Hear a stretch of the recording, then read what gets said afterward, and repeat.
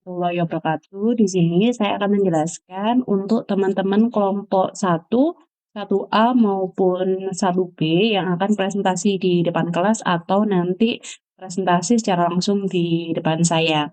Nah, sebelum teman-teman melakukan analisis atau step by step analisisnya, teman-teman nanti harus terlebih dahulu menjelaskan variabel-variabel yang terdapat di dalamnya. Untuk presentasi nanti harapan saya teman-teman tidak membuat catatan, jadi teman-teman bisa benar-benar belajar, kemudian step by step-nya tetap, bisa jalan meskipun tanpa ada catatan. Tapi kalau memang, mmm, tidak memungkinkan untuk full misalkan tidak membaca catatan, boleh ada beberapa catatan tersendiri yang bisa teman-teman siapkan. Nah, di sini nanti kita akan membuat modelnya adalah seperti ini dengan judul pengaruh corporate social responsibility dan attractiveness terhadap companies kompetensi. Nah, di variabel X-nya itu nanti kita ada corporate social responsibility yang akan kita sebut sebagai CSOR, kemudian X2-nya ada attractiveness attractiveness atau ATTR dan variabel Y-nya adalah companies kompetensi. Bentuk hubungan dari masing-masing variabelnya nanti bentuknya seperti ini. Kita masih ke CFA gitu ya. Kemudian untuk indikatornya di masing-masing ada variabel X, CSOR, itu nanti ada CSOR 1 sampai 5, ATR ada ATR 1 sampai ATR 5. Kemudian variabel endogennya atau variabel dependent Y-nya itu ada COM-nya COM 1, COM 2, dan COM 3. Kemudian tahapan analisis kita nanti menggunakan tahapan analisis seperti ini, evaluasi outer model, kemudian ada evaluasi inner model. Kemudian ada pengujian validitas konvergen, di mana kita akan melakukan uji sampai data yang kita miliki atau model yang kita miliki itu konvergen, baru kita lanjut ke pengujian-pengujian selanjutnya. Baik, kita mulai saja langsung ke datanya. Kita punya datanya seperti ini, datanya sudah kita simpan dalam format CSV, data pertemuan 11 sudah kita simpan dalam format CSV. Nanti teman-teman download di Google Doc yang sudah saya bagikan atau bisa di-download di Google Drive yang sudah ada. Kemudian kita masuk ke Smart PLS-nya. Jadi pertama kali nanti kita buat new project dulu, kita buat new project. Kita buat pertemuan 11. Kemudian teman-teman klik create. Setelah itu kita import data file. Import data filenya, data pertemuan 11, kita open. Sudah, kemudian kita import. Kita dapatkan, kita punya 11 indikator, 97 sampel, 0 nilai yang missing. Kita back, kemudian kita create model. Kita choose tipenya adalah PLSM, nama modelnya adalah CFA. Kita save. Kemudian kita akan dibukakan file untuk kita menggambarkan modelnya. Model yang kita akan buat itu kita dasarkan modelnya seperti yang ada di sini. Kita punya CSOR, ATTR, dan COM, gitu ya. Kita buat, klik laten variabel, kita masukkan di sini, kita klik CSOR, kemudian lagi kita buat ATTR, kemudian yang terakhir di sebelah sini kita buat COM. Enter, jadi setiap buatnya klik validator number, kemudian enter, kemudian kita connect. Konekkan antara CSOR ke COM, kemudian ATTR ke COM. Jadi cara membuatnya sama persis dengan yang ada di sini. Yang ada di PPT yang saya bagikan, jadi kita membuatnya sama seperti itu, kemudian kita, kalau sudah, kita akan masukkan indikator pembentuknya.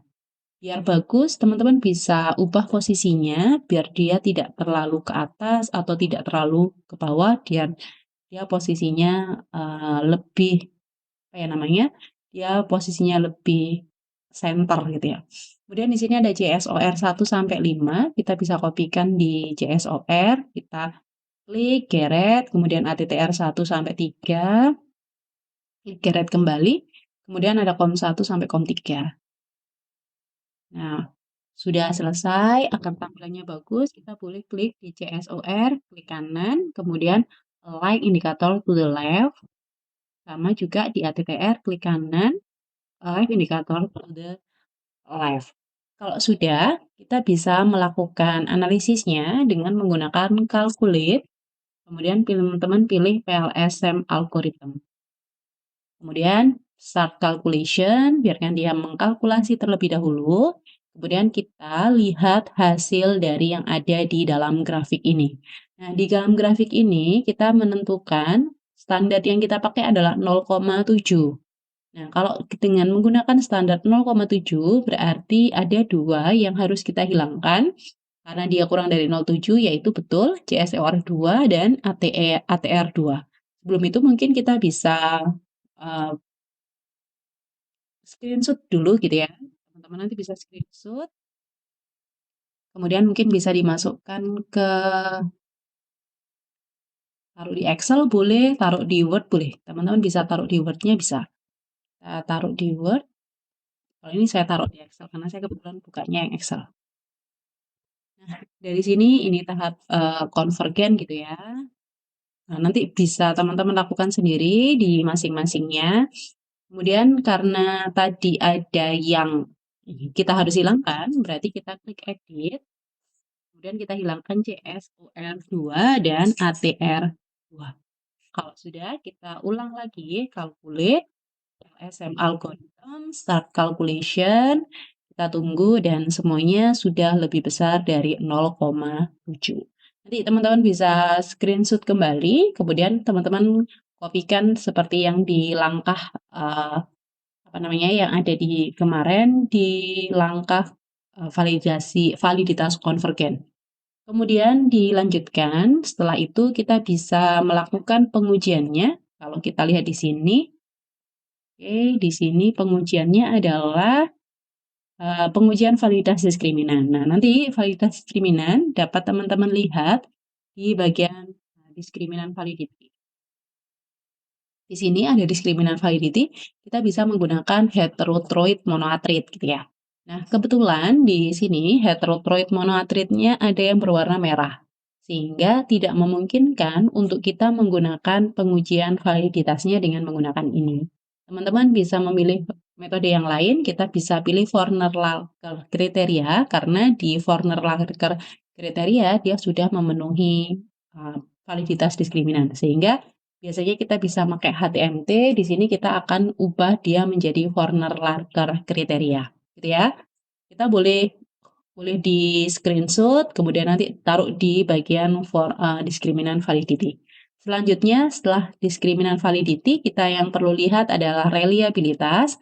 Bagian reliabilitas ada di construct reliability and validity, kita pilih overview, gitu ya. Di bagian overview, ternyata di Cronbach Alpha dan Composite Reliability Row A ada yang berwarna merah. Oleh karena itu, pada saat nanti pengujian, teman-teman bisa cukup menggunakan yang Composite Reliability Row C dan AVE saja gitu ya. Jadi dua itu saja, yang merah tidak perlu kita pakai. Kita lanjut, selanjutnya ada pengujian multikolinearitas. Pengujian multikolinearitas ada di bawah. Collinearity statistik, kita pilih yang outer model, semuanya hijau terpenuhi, kemudian ada di inner model list. Dia juga hijau terpenuhi, berarti di bagian multikolinearitasnya sudah terpenuhi. Lanjut, kita ke R square, F square, dan model fit, karena koefisien sama outer nanti di ujian selanjutnya gitu ya. R square, teman-teman bisa lihat di atas, di sini R square, teman-teman bisa klik overview-nya, di situ ada R square-nya, teman-teman bisa screenshot, kemudian di F square di matrix, kita pilih matriksnya. Oh, ini adalah F square-nya. Kemudian dilanjut, di bawah ada model fit, kita bisa copy model fit-nya, itu adalah hasilnya, nanti kita bisa lihat apakah dia sudah terpenuhi atau belum. Nah, ketika sudah masuk ke model fit, berarti untuk pengujian yang ada di bagian PLSM algorithm ini, dia sudah selesai, sehingga kita bisa lanjut ke uji yang selanjutnya. Caranya kita boleh save, tapi ternyata save nggak bisa gitu ya. Teman-teman bisa klik edit, Kemudian kita calculate, kemudian kita buat bootstrapping-nya. Di bootstrapping, strat calculation, kita akan lihat hasilnya di part koefisien. Teman-teman pilih mean, standard deviation, p-value, dan ternyata dua-duanya memiliki nilai sig 0,000 gitu ya, sehingga mereka maaf, mereka signifikan berpengaruh. Kemudian, selain itu kita bisa lihat outer loading-nya, teman-teman pilih mean, standard deviation-nya, p-value, di situ juga terlihat bahwa semuanya sudah berwarna hijau, berarti terpenuhi.